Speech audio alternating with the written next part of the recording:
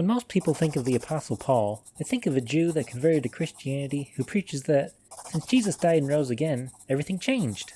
You don't have to keep the law of Moses anymore.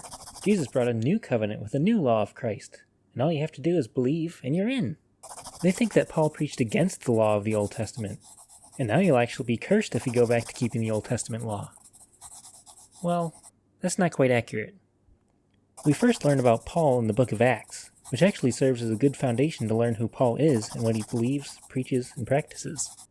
For example, in Acts 22:3, we learn that Paul was brought up at the feet of Gamaliel and taught according to the perfect manner of the law of the fathers. In Acts 24:14, we see that Paul believes all things which are written in the law and in the prophets. And in Acts 26:22, Paul says that he preached nothing but what the prophets and Moses said. Throughout the book of Acts, we see that Paul keeps the Sabbath and the feast days. And to prove to everyone that he really does keep the law, Paul goes to the temple with 4 other men, takes a Nazarite vow, shaves his head, and offers 15 animal sacrifices according to Numbers 6:13-21 in the law of Moses. Throughout his epistles, Paul quotes the law and the prophets over 100 times, and makes references to them much more than that, all to support the doctrine he's teaching, so how can we say that Paul says that the law is done away with? What do we find when we actually look at Paul's writings from the perspective we now have, that he believes and obeys all things that are written in the law and the prophets? In Romans 3:31, he says that we establish the law. In Romans 7, he says that the law is holy, just, and good, and the law is spiritual. In Romans 8, he says that those who are not subject to the law of God are at enmity with God.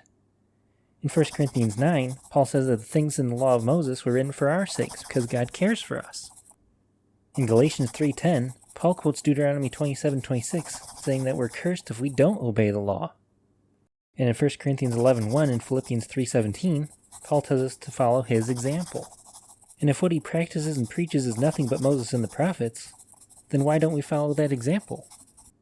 Why don't we read, study, preach, and follow the same thing that Paul does? Why must we insist on using only a few misinterpreted out-of-context verses from Paul to try and excuse ourselves from doing what Paul himself did? Let's be like the believers in Acts, who search the scriptures daily and learn from Moses being preached every Sabbath day.